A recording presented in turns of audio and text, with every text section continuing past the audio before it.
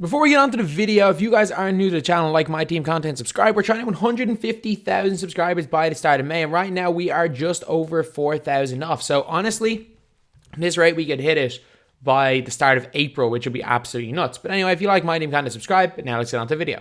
What is going on, guys? DBG here, and in this video, we are going to be ranking the best Galaxy Opals in NBA 2K20 MyTEAM. You guys seem to really like the tier list videos, so I'm going to obviously be doing a lot more of them because that's the purpose of the channel, making more videos that you guys like. So we're going to be ranking the opals. We're going to be ranking opals, pink diamonds, diamonds, amethyst, rubies, and then rubies and below. So we're going to be just ranking them based on all the cards. It doesn't matter what price they are. It doesn't matter if they're lock-ins. It's just going to be in general a tier list. And we're probably going to go once a month with like the opals, pink diamonds, and maybe diamonds. But I think from amethyst and below, maybe amethyst, but like rubies and below, there's no point because we're only going to get maybe 2 or 3 rubies a month. So there's no point even looking at that. We are probably going to do a monthly one of this series. But anyway, so we're just going to get onto it right now. We're going to start off with Bradley Beal. So Beal is a pretty decent card.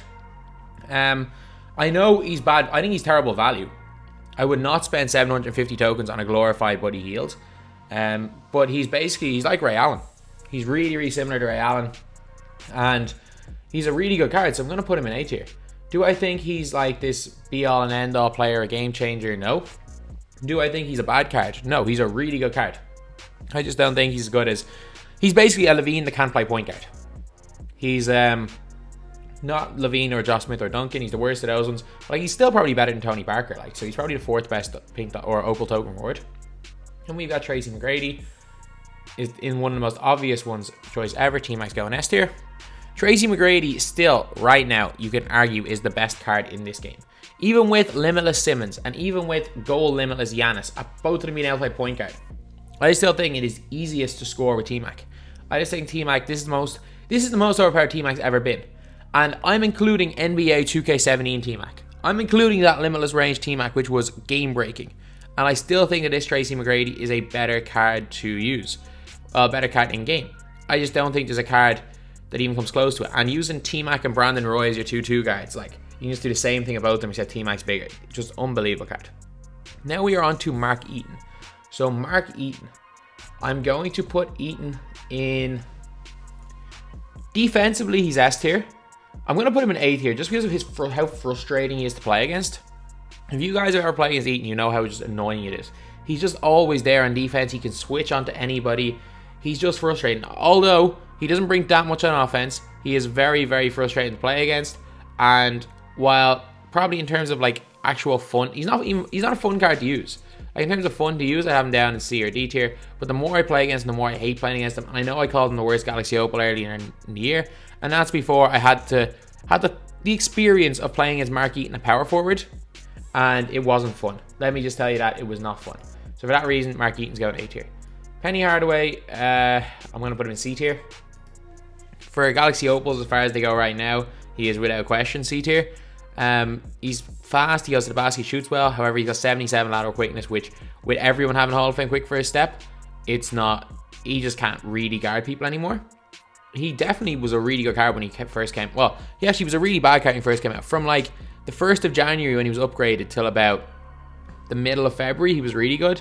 However, we're now past St. Patrick's Day and he's just outclassed completely. Then we've got Derrick Rose. So D Rose, I'm going to place him in... I'll place Derrick Rose bang smack in the middle in B tier.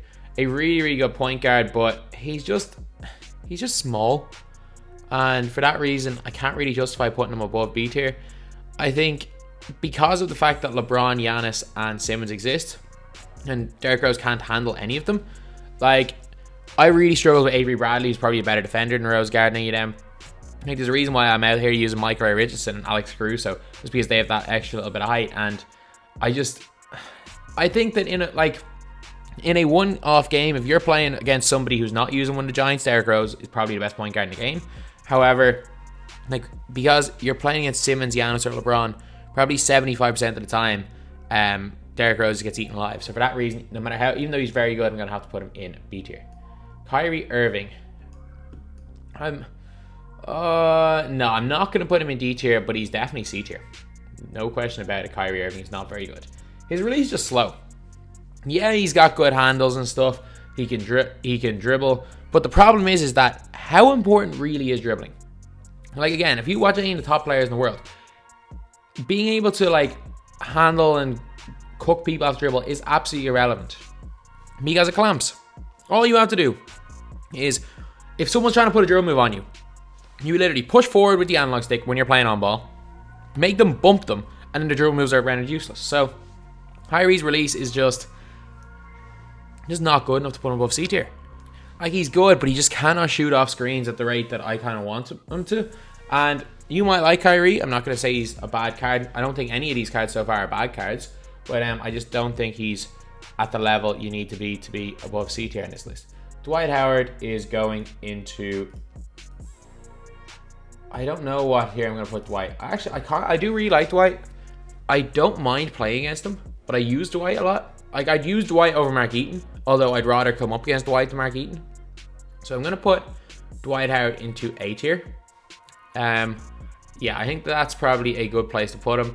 He's a quick first step center with a really good release. He shoots the ball really well and is a fantastic defender. Then we got Vince. I'm not the biggest fan of Vince's release, which is weird because I loved his Diamonds release. But I think it's maybe because just so many Hall of Fame quick draw players have come out since, that maybe the Diamonds release really got the time and has been a little bit outclassed since. So I'm going to put Vince Carter in B tier right here. Then we're going to go to Steph Curry. Steph Curry, do I put him in B or C tier? Steph Curry's a better Kyrie, but he's also not as good as Rose. So I'm going to put Steph in... I'm going to put Steph in C tier, and then I'm going to put Tony Parker in B tier. I prefer... Tony Parker is basically Steph with Wade's release. He's actually a really, really good card. I'm going to put Parker in B tier. Then we're on to Ray Allen. So Ray Allen is just a worse Bradley Beal in my opinion, but only very, very slightly worse. So Ray Allen is going down here into A tier. And now the reason why I kept Kyrie off D tier is because these cards exist. Evo Serge Ibaka, D tier. No doubt about it. Serge Ibaka was not good when he first came out. I used to use, like, I had a couple of accounts that had Pink Diamond and sometimes Opal Serge Ibaka. I used to use Rafe LaFrance over him. Like, he was not even good in September. Like, if you're looking at Opals that were good in September, Grant Hill and... what's his name? Grant Hill and D-Rob were great. The rest of the Opals in September were not good at all. Like, even when he came out, Wilkins was not good. Like, he was not good even when he came out. Jay Rich was not good and Ibaka was not good. Like, it's actually kind of crazy. But next we're on to Arvydas Sabonis. So Sabonis is a really tall center. He's got range extender and a good release. He's slow though. He's like a 7'3" Nikola Jokic with a better release. I'm going to put him bang smack in the middle, but very close to being down here in B tier. I'm going to put him in being down here in C tier. I'm going to put him in B tier right now, just because he is a massive liability. Like, he's a massive liability in the pick and roll, and that's a problem with, if a center is a liability in the pick and roll, they're going to struggle. Like, even the fact that I use Aldridge is a bit of a liability because he's just not quick enough. But Aldridge for some reason gets a ton of steals. And that's the reason why I prefer like using Thon Maker to Aldridge. But the worst Opal in the game by a mile, Opal Isaiah Thomas. Fair play to Killsamoy for grinding him up. That must have took a hell of a lot of time for an absolutely terrible card. That must have took so much time for a card that is not even good in the game. So fair play Killsamoy. That was some grind, because I know he got him almost straight away. Then we got Levine. Levine is probably hovering. I'm gonna put him in S tier. Because I like Levine more than most people do, because Levine has basically got almost the same release as T-Mac, and if you guys know me, you know how good I am with T-Mac's release. So T-Mac, Levine, I definitely would take Tracy McGrady over Zach Levine, but I actually would take Levine over most other point guys in the game, because just the way I play. It's, again, this is preference. A lot of people don't really like Levine, but in my opinion, he's one of the best cards in the game. Then we've got Allen Iverson. I like Iverson. I actually think Iverson is better than Steph and Kyrie Irving, but I don't. I'm going to put him in B tier.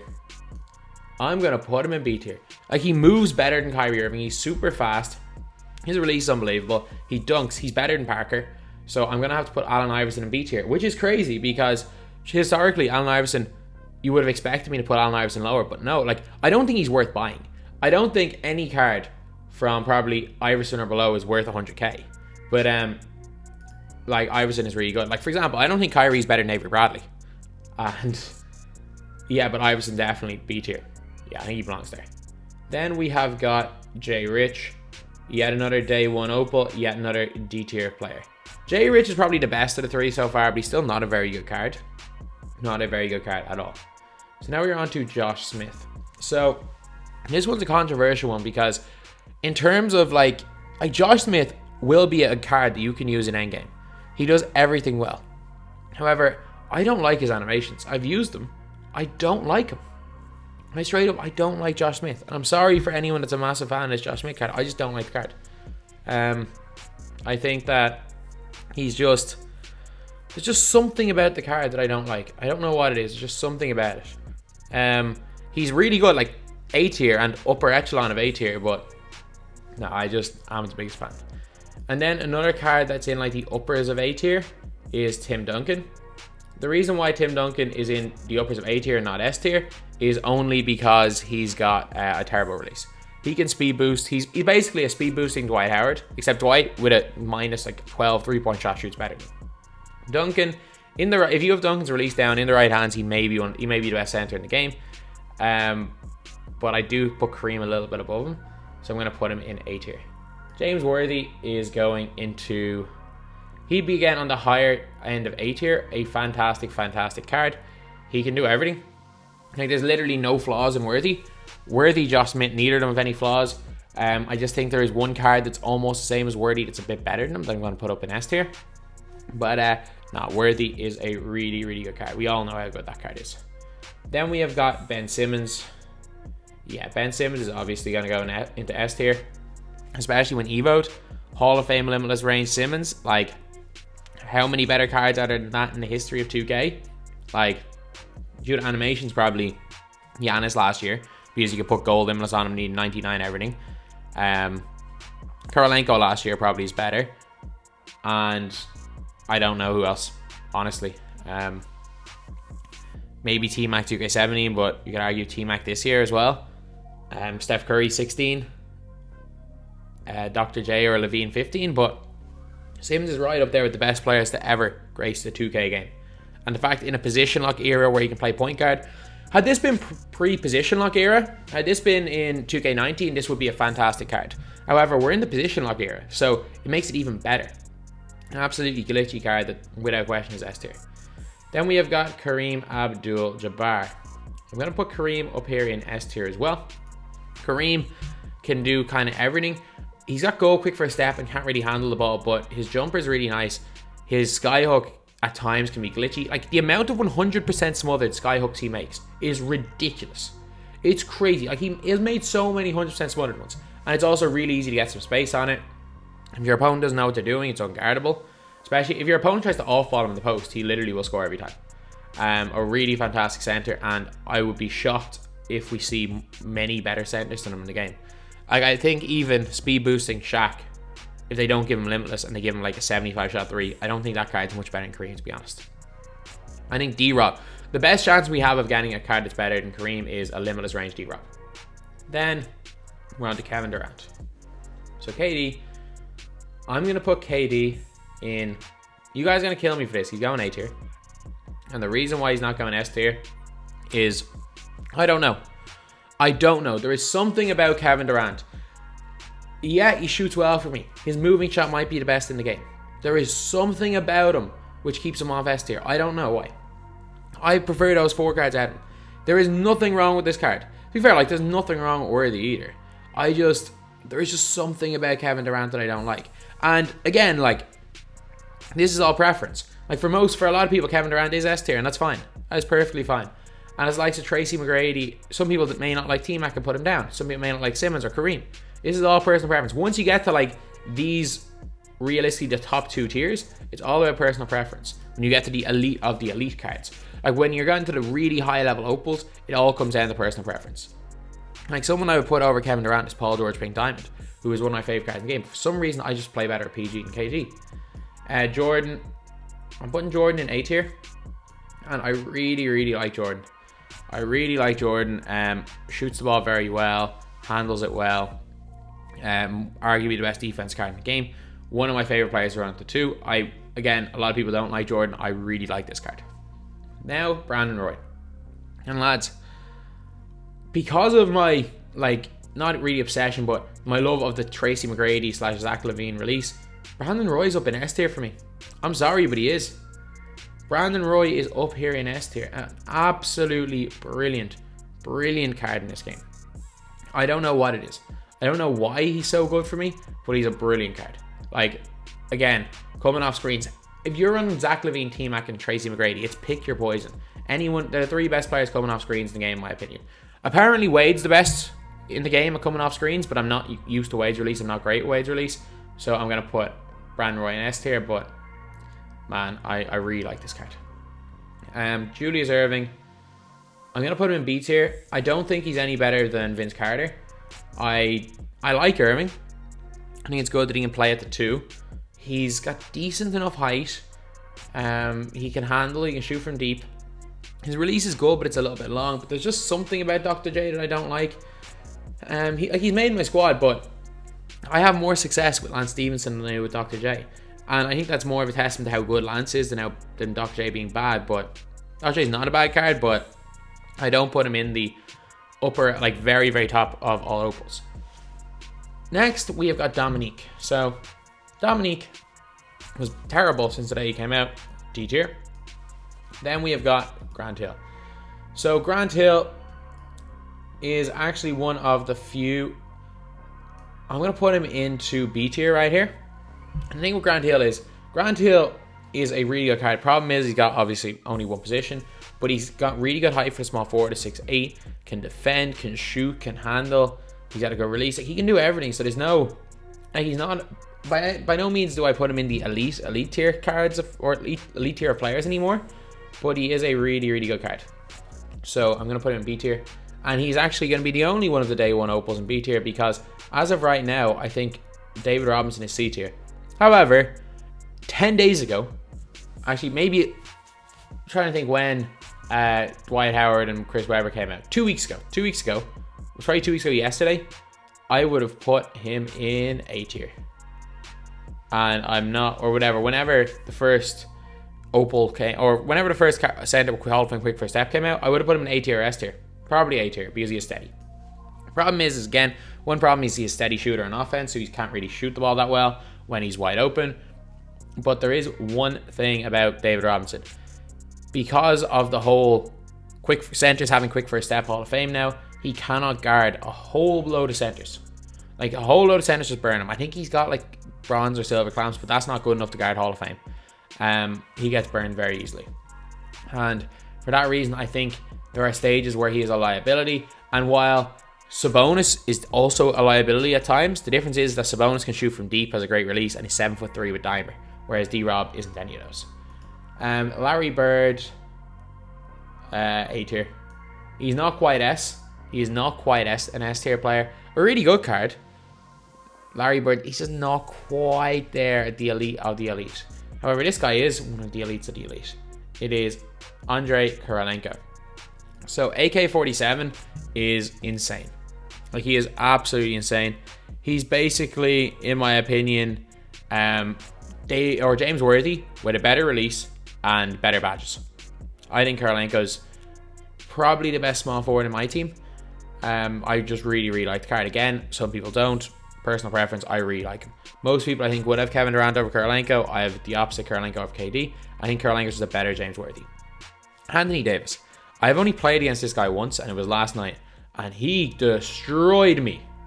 He absolutely destroyed me. I've never found the player unguardable. Like, I was live last night, and I think I was 1-0 or something. I came up against someone with Wade, AD, Evo, Ben Simmons, just all the best guys in the game. I literally just sat there. Like, I cannot guard these players.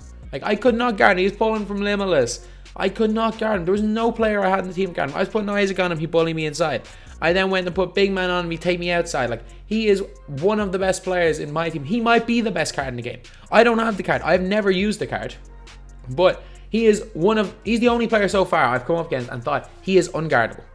Like, Giannis in the right hands is very difficult to guard, but there's certain things you can do to slow down Giannis. I don't think there's anything you can do to slow down AD. And I think AD and T-Mac are the only quote-unquote unguardable players in this game.